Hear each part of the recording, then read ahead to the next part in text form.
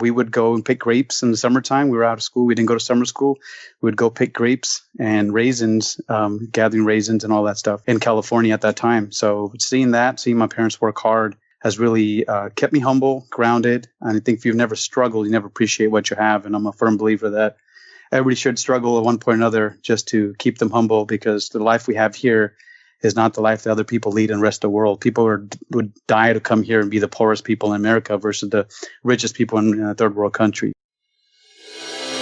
You're listening to the Millionaires Unveiled podcast, where you'll hear the stories and interviews of everyday millionaires. We'll unveil their decisions, their strategies, and their current portfolio allocation. Now to your hosts, Clark Sheffield and Jace Mattinson. Alrighty, welcome back, everybody, to another episode of the Millionaires Unveiled podcast. This is episode 150. Jace, 150, almost 3 years of doing this, right? What's going on? It's pretty phenomenal. Not a lot. How you doing? Good. So we've interviewed, I think we're close to, because we have a bunch in the pipeline, about 200 millionaires, I'd say, right? Yeah, I mean, some we haven't released yet, and then obviously we've done, several over the years, that we've released, and a few that, we haven't yet. So yeah, we got 200 plus millionaires. It's coming up on, or at least coming up on that for sure. Yeah, we just interviewed a lady who has 9 real estate properties, I guess 8, right? A little hunting cabin, 7 rentals, and then her primary residence, and she and her husband together never earned over $75,000. Yeah, it's pretty remarkable and they have a net story. worth of over $1 million. And yeah, and the rentals will be paid off in 5 or 6 years, and they'll cash flow 60 or 70 grand a year. Yeah, or that'll be the rent roll at least, right? So maybe they'll cash flow 50 or something after repairs. But pretty amazing story to never make over 75 and have 8 real estate properties. Yeah, 7 rentals, and all of them paid for. Totally, so pretty amazing. Pretty amazing. So yeah, we had a great interview last week too. I thought her story was amazing. That was Jackie. She's a Black single mom, recently retired. Her net worth is 1.3 million about. She's a first generation college graduate, got a job at Walmart right after graduation, and then worked up and worked for, after Walmart, I think she worked for the same company, right? Most of her time. So really phenomenal, inspirational story with Jackie, who's now trying to teach financial independence, right? And really anything financial to those in low-income areas or kids that grow up in poverty that aren't able to learn those things. So phenomenal mission from her and also a phenomenal story. So go check that out if you haven't heard it. It's episode 149. And along that line, Jace, one thing we were talking about earlier this week is an article. It was CNBC, right? I think you found. Yeah, initially, Bill Ackman sent a letter to Pershing Square Capital Investors. It's his hedge fund, and basically said, "Look, capitalism is the best system for maximizing the size of the economic pie," but said that we've had stagnant wage growth for most of America, and that's what's presented one of the big problems in the U.S. economy. Anyway, he goes on and he brings up a really interesting point, that people that are newborns basically we should have a mandatory investing account for every U.S. child to basically combat wealth inequality. And he goes on and said, basically, hey, if you put $6,750 at birth, get an 8% average return, over your lifetime, then have $1 million in retirement.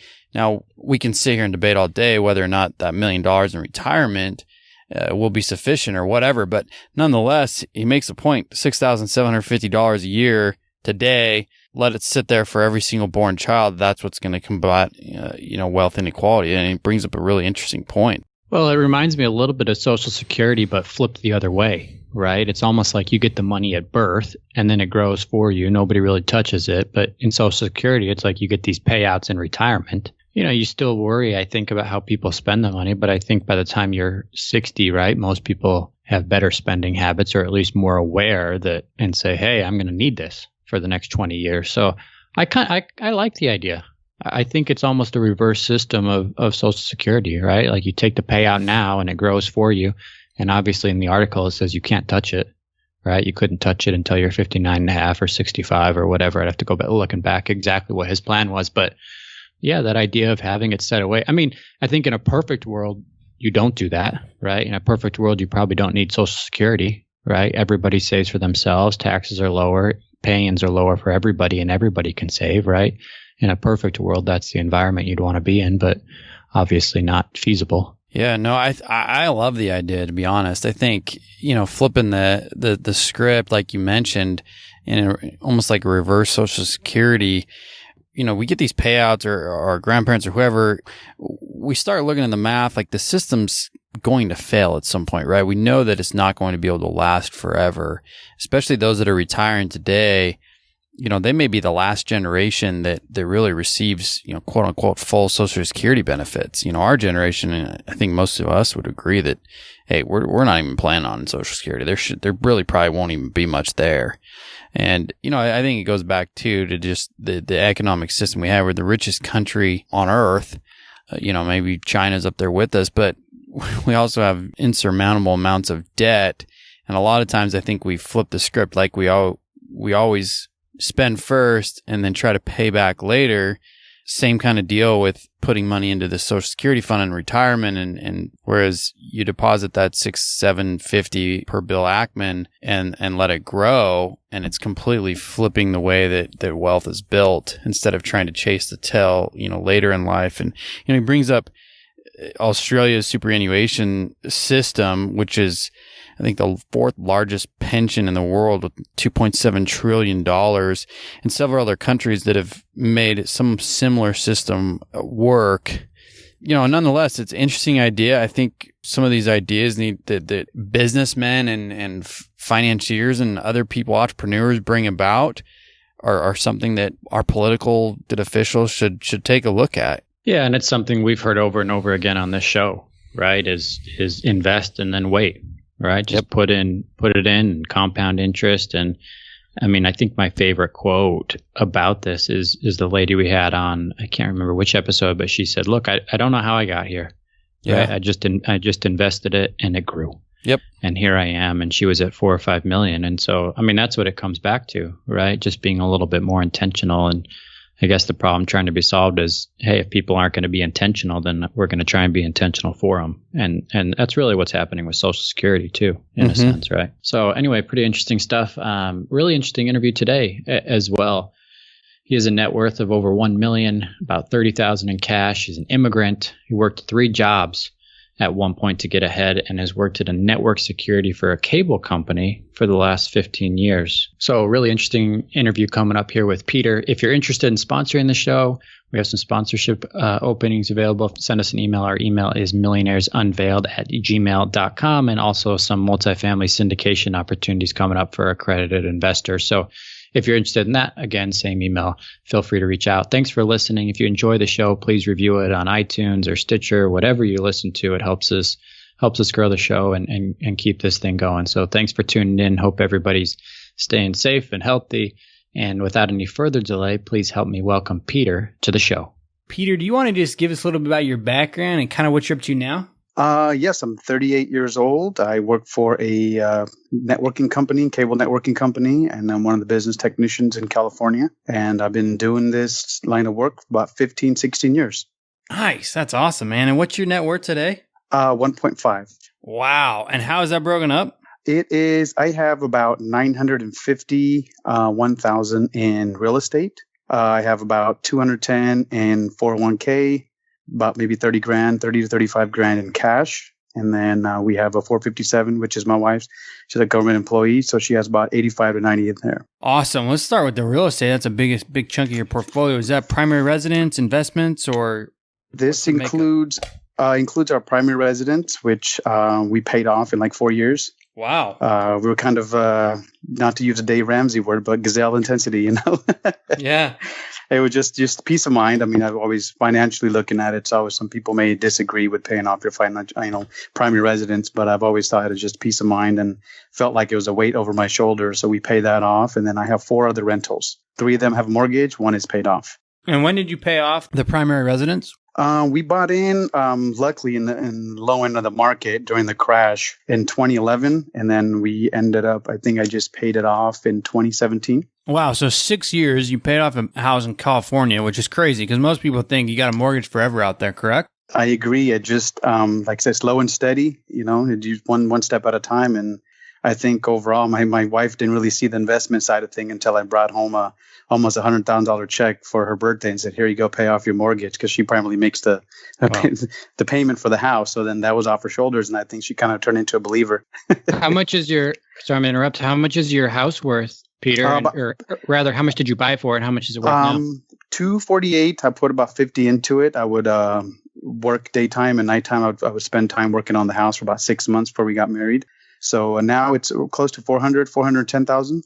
Okay, awesome. Good for you. So there's so much to jump in here, right? And so many places I want to go with you. And I know you have a tremendous story here. So I want to start with that because we were just talking about it a little bit before we started the recording here. But tell everybody what your story is. I'm going to let you do it. I'm not going to summarize it because you're obviously going to tell it much better. So maybe give the background to who you are. Well, we came here from India, 6 family members here, and then we lived middle class over there. My dad was a sheriff over there, so he did very well. But coming here, we have to start from scratch. So he had $65 in his pocket, and we came here, and 6 of us, and parents worked 2 jobs. We worked in the fields, and they would work at a factory during the daytime. And then that's it. I mean, we would go and pick grapes in the summertime. We were out of school. We didn't go to summer school. We would go pick grapes and raisins, gathering raisins and all that stuff in California at that time. So seeing my parents work hard has really kept me humble, grounded. And I think if you've never struggled, you never appreciate what you have. And I'm a firm believer that everybody should struggle at one point or another just to keep them humble, because the life we have here is not the life that other people lead in the rest of the world. People would die to come here and be the poorest people in America versus the richest people in third world countries. So, it's been a blessing. I mean, land of opportunity is the reason everybody wants to come here. Yeah, really amazing. And you shared with us, if I'm okay to share it, you were 9 years old, right, when you came to the States? Yes, sir, 9 years old. So I'm 38 today. So 4 kids, 2 parents, right? You immigrated from India. You went right to California, and you stayed there since. Are your siblings still there? Have they moved around? Yeah, siblings are still here. One sister moved. She lives in Texas, Fort Worth, but all the other siblings are here. Okay, good for you. And then did you go to school? I did. I went to school about 3 years, local college here. I was going to go to school to be a teacher. Took some time off. We all know how that starts. Started having a little part-time job, and then got a taste of money, which was my parents' worst nightmare, not to have the kids work. And because it seemed like you get money, you start working more. And that's what kind of happened. But then I was working 3 jobs at one point, just hustling. But I just stopped all that and then got my current job that I've had for about 15, 16 years. Working for the local cable company here. And then ever since I've been here and kind of moved on to different positions. I've done 6 different positions, including management. And then that's it. It's been great start working here. And the opportunities have been just tremendous, just working for a large corporation. Awesome. Good for you. And your wife works as well, you mentioned. And then you have a child, right? 1 child. Yes, sir. 1 child. So really amazing, Peter, right? I mean, you come here when you're 9 and now you're a millionaire. You're going to hit 2 here probably shortly, right? Yes, sir. I mean, how are you able to do it? It's really an incredible story, right? I mean, this is the story that we started the podcast to tell. And obviously everybody has a different journey and a different allocation. But I mean, you came from, I want to say nothing, just from coming to the States and having nothing, right? You said your dad had $60 in his pocket to now being a millionaire. And by the time you retire, you'll be a multimillionaire. Yeah, I mean, I don't really see it, just a number, to be honest. My cost of living, I think I started my job making $9.85. I was probably making double that, and I was still living on about $11, $12 an hour budget, which allowed me to just be in a financial position to sock all that money away, especially during the financial crash that we had in 2009, 2010. So that was, I guess, timing, a little bit of luck, a little bit of timing has a lot to do with it, which gave me the opportunity to buy into real estate. And, that's one of the things I think every immigrant that comes from India wants to have. Property. Property is like a big thing because we all know it's a great hedge against anything that can happen in the economy. The property always going to go up or down based on the economic times. Sure. So the money you have in the markets, right, in your retirement accounts, both you and your wife's, how is that invested? Is it in index funds, bonds, more actively managed mutual funds? I think for my wife, she's not as I guess liberal with her money and risk taker as I am. So hers it's all in municipal bonds, pretty much 457. So that I just kind of just let her have that and just leave it. I see the growth of it. It's not much overall, but mine, the 200 and about 20,000 that I have invested is invested in the stock market. Have the graph here. 48 in domestic stock, 27 in foreign stock, and the rest are just a little bit of bonds, about 8 to 9% bonds in short term. But most of the money is in large cap market, and it is on the stock market for the most part, high risk. I started off just picking different things, and then we had opportunity to go and buy into, as the company expanded, we had more opportunity to buy more funds, and there was a 2045 Freedom Fund. I think it's JP Morgan, I'm sorry, one of the timeline funds. So I look at it. I haven't moved stuff around. It's been good to me last 6-7 years. I don't really fiddle with it. I'm one of those people kind of set it and forget it kind of things when it comes to things I don't fully understand, like the stock market. I understand stocks, bonds, and everything, but I leave that portion to let someone semi-manage it, So, but I left that money alone. It's been good. And that's about it. And I have a wrap account, which I have about 9,000 the company puts in. I don't put anything in. The company just puts 3% of my salary in. Nice. And that one's also in a timeline fund. It's pretty much 2045. And I noticed that I'm not going to retire at 2045. I'll retire a lot before that. But I do realize that with those funds, the target date is what gives you, if you're conservative or liberal, so then with your money, so then I have it on my targets. That way it's more stocks and more, more potential for growth overall. Yeah. How much cash do you hold, Peter, or how big do you have an emergency fund? Yes, I'm a big Dave Ramsey fan when it comes to conservative with my money. That's what kind of made me help pay the house off and everything when I started off. So I always keep about a year worth of emergency fund. I've had it up to about maybe 5 years at one point, but I've kind of just tried a little bit and see, okay, I'm okay. Money's coming in. So I always keep about 30 to 50 on cash. And my wife usually keeps about the same amount overall. Okay. So, Gotcha. Now that the house is paid off, that's been I kind of took a little higher risk on that, lowered it a little bit. Right. So you kind of strike me as a millionaire next door type of guy, right? Does anybody in your neighborhood or your friends or even your family members, do they know you're a millionaire? I think they have an idea because all my family invests in real estate. So they know that slow and steady always wins a race when it comes to real estate. And I have most of my family members. I think every family member I have, they have at least 1 to 2 rental houses and upwards to 35, 36 for one of my uncles. And, that's how he started. We kind of see that. But rich dad, poor dad type of, I'm thinking is what got me there. But millionaire next door is the habits, and living simple is, I think, what I've always been like. But having that book, someone recommended to me, and I loved it. Went through it in like a couple days, and that's it. I mean, I love those books. I don't think my neighbors know, but I mean, it's not a secret. I think I'm one of those people that if anybody wanted to know how to invest, how to make money, I'm happy to share with people. I believe that, we can rise the tide for everybody to be a winner. No one has to lose for me to win, or vice versa, Sure. Well, I appreciate you. We both appreciate you coming on the show and sharing your story. So thank you. I think you're going to help thousands of people here. So definitely appreciate it. So in this journey, Peter, to be a millionaire, is there something or a couple things that you could point to and say, hey, those are the 2 or 3 things that really led to my success? Maybe it was just grinding along the way and living frugally, or maybe it was being able to take a chance on real estate, or maybe it's that you didn't want to be poor, or that, you were a good salesman, or you worked hard in your career, whatever it is. Are there a few things that you can point to and say, hey, that's kind of what led to my success? Yes, I think overall, living simple is always going to be great, especially if you start making more money. I've never changed my lifestyle. I think for the first 10 years of my career, as I made more money, I didn't increase my lifestyle, increase my spending. I didn't keep up with the neighbors, I've never bought a brand new car. Just living simple. I mean, if you live humble, when things break, it's easier to fix things when things are less complicated versus more complex your life is. When the roof crashes and your money is gone and you lose a job, you're not scrambling to make it work. I don't know what to do. I keep it simple. Everything I buy, besides a house, all my vehicles have all been cash. If I don't have the cash for it, I just don't buy it. Just peace of mind to me is worth it overall. And then I don't really have comparison and compete with anybody. I compete with being humble and being a good person and maybe donate money to charity. That's something I try to compete against with people. I mean, just if I see someone do it, that's a good thing, So, but I don't change my lifestyle for anybody, or see someone else have something. I don't want it. I live, I'm my own person. My family's the same way as well.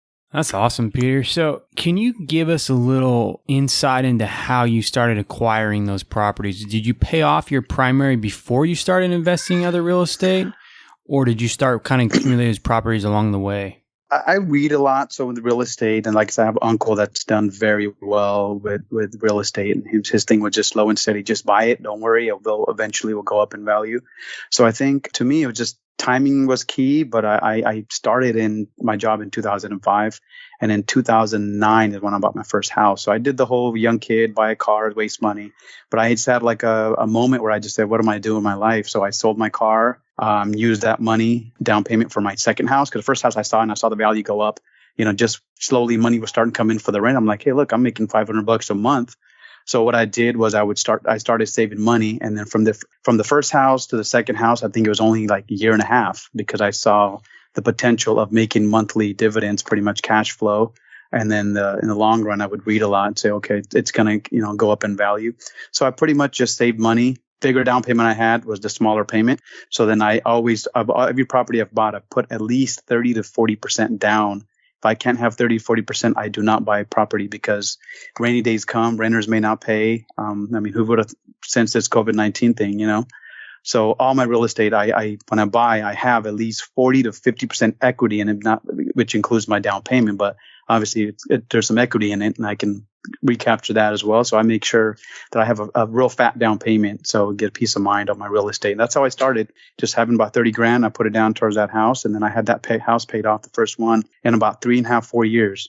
And then I was making cash flow. Hey, it's making $1,000 a month. So then motivated me to get the second one. And obviously, you guys all know the first one's always hard, and you kind of have a part-time worker giving you a hand, which is the house that's giving you money every month. So I used that and kind of just domino effect and just kind of accumulated from there. So my original two houses are pretty much, I can pay the other one. I think my interest rate's like less than 3%. So I never paid that one off, but the first one was higher. So I did pay that one off. That's how I got started pretty much. And are these located pretty close to you? Yes. Every house is about less than 3.5 miles, and one is about 5. So a couple of them are walking distance.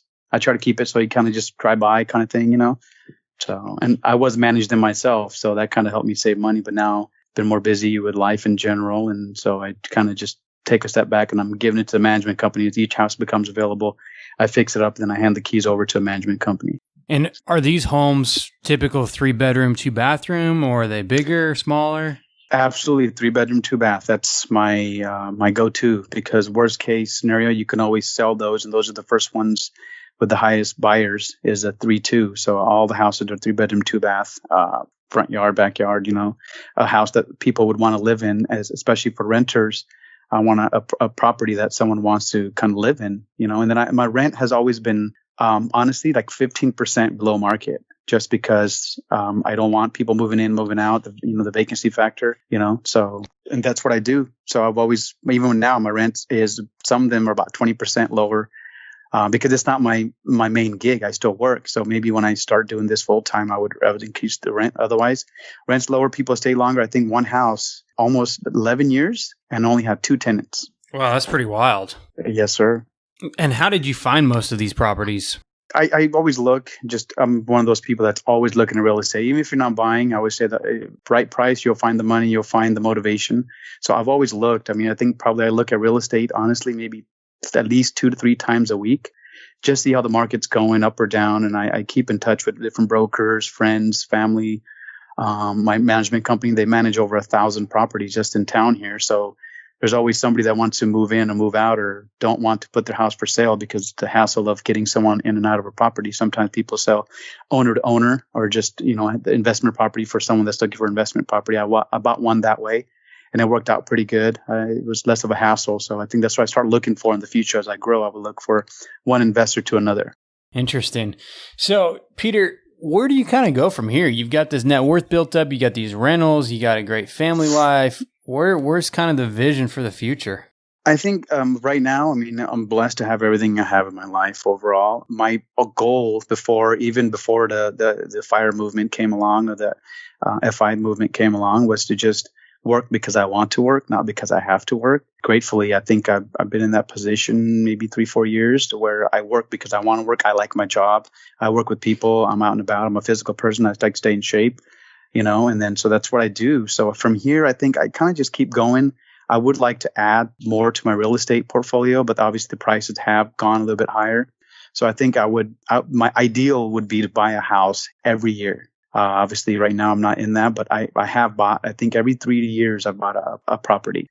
So I think I would want to get to a point where I can buy one every year, have time to work on those houses, and just, be the main contractor and get different trades to go in there instead of hiring one big contractor. They take their cut. So that's going to be my job eventually. And retiring early is something I would look into. So I may want to retire maybe next 4 or 5 years, maybe I'll work till 50, but options are on the table. So I can actually, if I want to, I can do so. And my parents are older. Obviously they've done a lot for me. They've worked hard for us. So then they live very close to me here.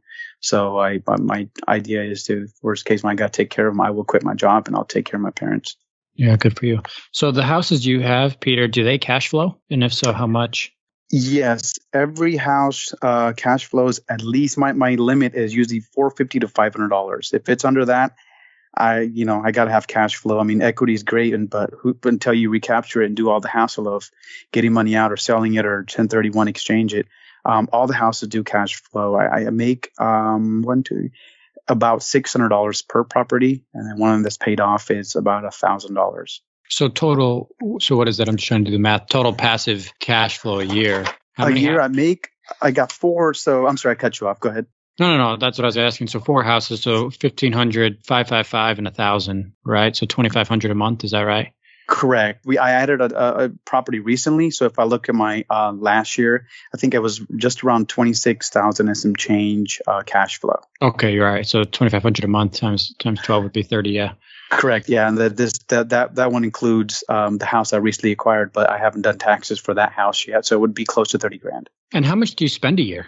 I'm very simple. I like cars and all that stuff, but I mean, my house is paid off. I'm one of the first early adopters of solar panels.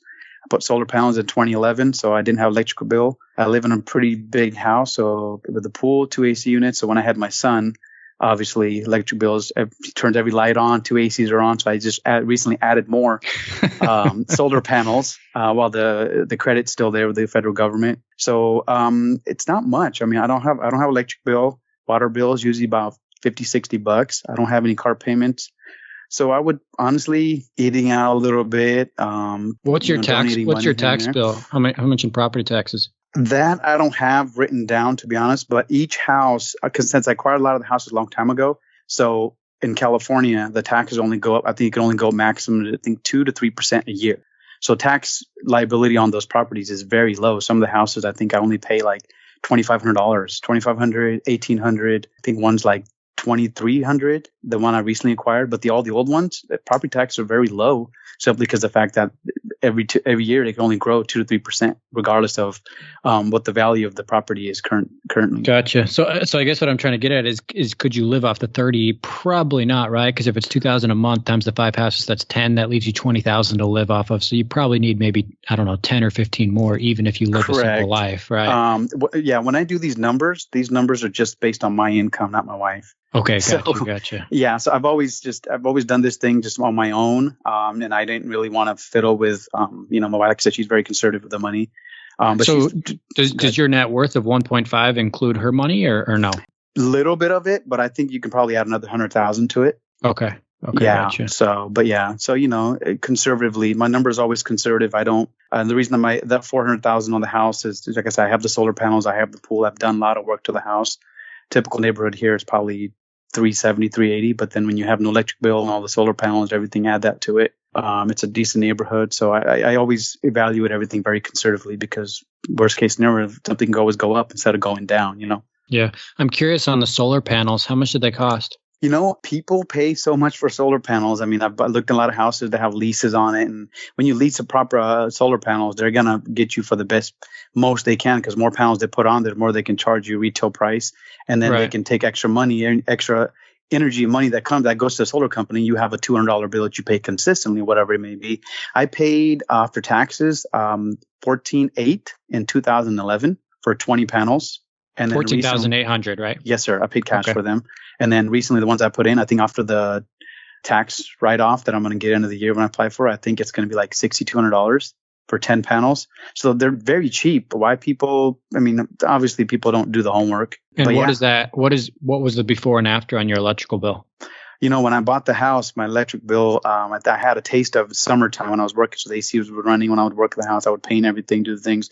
I had a bill upward of $450 a month in the summer month. And in California, it's pretty hot. So yeah, $400 to $500. I think my mind was just blown. So I immediately added the solar panels, put a variable pump speed pump on my pool and spa. So then there's 2 pumps that were running. So I incorporated those together with the automatic system. So that dropped that bill, I think, like about 40-50%, because you just put on a lower speed, put the solar panels on, get everything tuned up and done. And that dropped the bill to pretty much zero. I think they paid themselves off in 5 years, the first $15,000-$16,000 I spent on those solar panels. Wow, pretty amazing. So your payback, I mean, few years, I guess, right? Yeah, for those ones, I think 5 years was the payback was done. That's when I paid, and I did a calculation. I went ahead and added the 10 more panels. These are probably going to take maybe 7 years because they're less amount of solar panels, and I'm still pretty conservative overall with electricity. So, but yeah, I mean, they pay for themselves. I mean, now, like I said, electricity is pretty much free. I think I enjoyed, 3 years of free electricity pretty much, and now I added these panels. But I mean, $6,500, and then they still add value to your house instead of having a lease. Where those companies, they're just that's where they make their money all the time, because when you sell your house, they get the bill first because there's a lien on your property. Jace, what's your electrical bill every month in Texas? Depends, man. In the winter, it's not very much because we got really great weather like California in the winter. But in the summertime, we run the AC pretty much all day. Probably a couple $100. I mean, that's not bad. Yeah, I've got dual controls upstairs and downstairs. And obviously, like, we don't spend as much time upstairs. That's where the kids' bedrooms are and stuff, and then a little game room and whatnot. So we kind of set the temperatures up there higher and allow the Nest to kind of take care of that. And so I think that helps a lot. But yeah, it's not too bad. But it gets more. It's definitely more in the summer for sure. Oh, yeah. Is that a single AC unit? Or is it 2 of them? We got 2. Oh, I got you. I thought you had single one with dampers. I have 2 also. I have a split wing house. So all the rooms have one AC unit, and all of the living area, kitchen, all the other stuff has one AC unit. So nighttime, one goes off, the other one turns on, just kind of like how you do up and down. I do it, one outside bedroom and living area. Interesting. Do all the neighborhoods or all the houses, do all the houses in your neighborhood all have a pool? About 80%, yes. It's a really nice neighborhood. My grandfather used to walk over here and said, "Oh, what a great neighborhood," because it was cornfields. He's a farmer in India. He came to visit, and he thought, "Oh, what a great, these houses they're building over here, just huge." My dad would go walk in. He was like, "Oh, you got to buy a house over here." So when I bought this house, he was just super proud, Yeah. So just in closing here, I want to ask you some rapid fire questions. But before I do, I'm gonna ask you just some general advice and mistakes. What mistakes do you feel like you've made investing wise or life wise, whatever, that you want to share? And then maybe what advice would you give to somebody who's in your similar situation? I think when it comes to any type of investing, emotions have to be, you got to leave your emotions out of it. It's easier said than done, including myself. I mean, even the recent stock market dip, everybody kind of gasped looking at your numbers, but taking emotions out of it. I think early on when I started with the investing in the stock market, I was kind of emotional, like, oh my God, stock market's crashing, this and that. But then reading books has helped me a lot. I think people say you have to make your own mistakes. I mean, to a certain degree, yes, but that's what books are for. I think books are cheat sheets for people that have made mistakes, and you can look at those lessons and learn from them instead of making every mistake in the book yourself. But look at those and learn from it, and that's what I've done. I read a lot, like I said, Rich Dad, Poor Dad, Millionaire Next Door, and consistency is key. I mean, like I said, no time in the markets, how long you put your money in the market, what's going to help you grow, especially when I started off at 25, now I'm 38. Majority of the stock market money, I mean, I got to the point where I was putting 30 to 35% of my money when the market crashed. I knew the return would be there eventually, but taking the emotions out of it, so that's what I mean by emotion, taking emotions out of it. Just do it. I mean, it's hard sometimes, but doing the right thing is hard sometimes when it comes to investing. Yeah. Have you ever used a financial advisor? I have not. I attempted to use one for a little. I had my wife do it because, like I said, I told you she was kind of skeptical of me doing investing. So I took about $30,000, gave it to a broker investor, I guess you would say, locally in California here, Charles Schwab. Or if I could say names or not, but I went in there after a year and a half, 2 years of, just talk to the guy. Hey, how come our portfolio is not doing so well? So I straight out asked the guy, hey, what's your portfolio look like? Let's compare to mine. I'm just curious. He would not show me his portfolio.